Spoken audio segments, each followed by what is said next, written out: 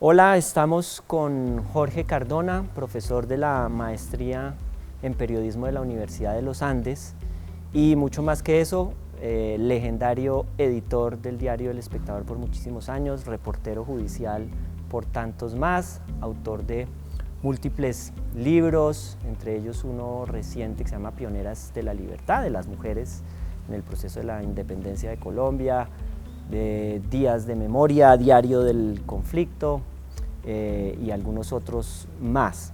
Estamos hoy con Jorge para conversar un poco del periodismo que se hace en esta universidad y en nuestro programa, y quería empezar preguntándote qué ve o qué hace la gente que ve tu clase que se llama Medios, Nación y Cultura.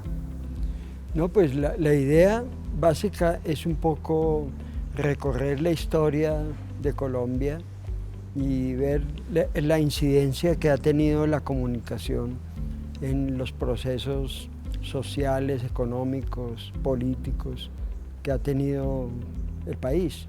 Entonces ellos ven cómo apropiarse de esa historia y, digamos, incorporarla también a la cotidianidad. Que la idea no es tanto aprender qué hicieron ciertos personajes de la historia, sino de qué manera podemos aprovechar esa información para los escritos o los productos del presente.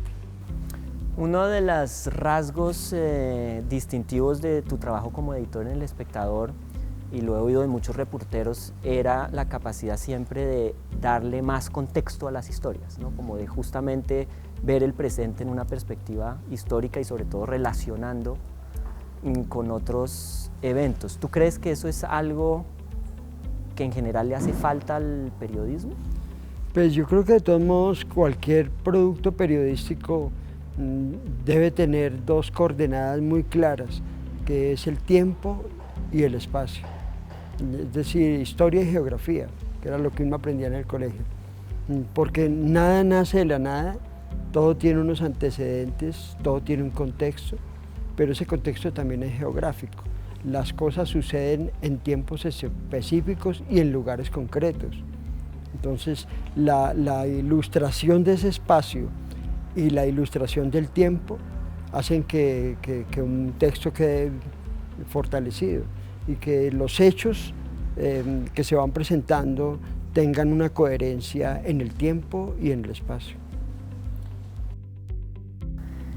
Hace un momento antes de esta grabación hablábamos pues del periodismo y estos tiempos siempre, digamos, retadores, y tú decías que en realidad lo que estaba en crisis o lo que siempre pasa por etapas de transformación son los medios y los grandes medios, pero no esencialmente el periodismo. ¿Puedes como Sí, no, es que si uno lo mira en la historia de Colombia, uno ve, por ejemplo, que solamente en la historia republicana, la guerra de independencia o todo el proceso de independencia no es concebible sin el desarrollo de la comunicación. Lo primero que hizo Simón Bolívar cuando arrancó en Angostura, Venezuela, la campaña libertadora, fue hacer el Correo del Orinoco, que era un periódico. Y lo primero que se hacía era echar una imprenta en el barco. Entonces la imprenta digamos, es la columna vertebral de todo el proceso independentista. Pero luego obviamente los métodos van cambiando. La imprenta es la razón de ser de las grandes confrontaciones políticas e ideológicas de todo el siglo XIX. Lo que pasa es que es un periodismo absolutamente político, no ha nacido como industria, como negocio, pero al llegar al siglo XX se convierte en los grandes diarios, las grandes rotativas, los grandes periódicos que al mismo tiempo ya son una industria periodística. Pero en los años 30 vamos a ver el auge de la radio, que la radio le va a quitar la audiencia que tenían exclusiva los periódicos. De hecho, la legislación de la época deja ver una pelea clara entre la prensa escrita y la radio por las audiencias. Y en los años 50 va a llegar la televisión, que le va a quitar las audiencias a la radio y a la prensa escrita. Y a finales de siglo nos vamos a encontrar con todo este auge tecnológico que en la última década, específicamente del siglo XXI, pues tenemos toda esta situación de internet y demás que cambió completamente los métodos, que está mostrando claramente que hay un nuevo negocio, que hay una, como se dice ahora en el mundo, hay una disrupción en el mundo económico de los negocios. Y eso es lo que llaman aparentemente en crisis. Yo no creo literalmente que sea una crisis total, porque el periodista siempre le ha tocado rebuscarse en un modelo o en otro, en el entre los grandes medios, en el de la radio, en el de la televisión, en el de la tecnología actual, pero digamos las ideas son iguales. Las monjas paulinas que se dedican al mundo de la comunicación por San Pablo, ellas tienen un eslogan que me parece que resume esto, que dice que las herramientas cambian, pero los valores deben permanecer. Yo creo que es así. El periodismo es igual siempre, cambian las herramientas. Como editor general del Espectador, si no me equivoco, viviste y hiciste parte de muchas transformaciones en los formatos que tenía el Espectador, y pienso en algunos muy exitosos como La Puya, que precisamente fue algo creativo, de una curiosidad de una gente joven que quería hacerlo de otra manera.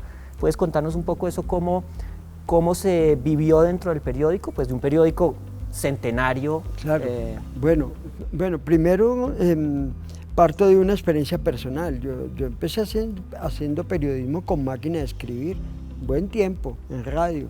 Yo era con máquina y me tocó primero pasar al computador. Y después del computador, pues pasar a todos estos elementos que existen hoy. En cuanto a la particularidad en el periódico, eso parte de una visión de la dirección. Yo le tengo que dar todo el mérito a Fidel Cano, porque él es una persona que tiene un modelo de gobierno que es dejar hacer, es decir, que los estudiantes inventen fórmulas de comunicación y si son viables y si se pueden acompañar y se les hace mercadeo, pues funcionan. Así empezó La Puya, de la inquietud de unos periodistas jóvenes que empezaron a ver en un lenguaje irreverente una forma de abordar una crítica social, y lo hicieron, y están Las Igualadas, y hay otros formatos que han ido apareciendo, y yo creo, Lorenzo, que ese es el camino que está pasando en los grandes medios, que ya se están fortaleciendo colectivos no muy grandes, de gente muy creativa, muy pila, haciendo cosas muy inteligentes. ¿Por qué crees tú, Jorge, que hoy día alguien debería estudiar periodismo? Pues yo creo que es que el periodismo es la sal de la tierra. El periodismo es el que finalmente todo lo que vemos por primera vez fue una noticia.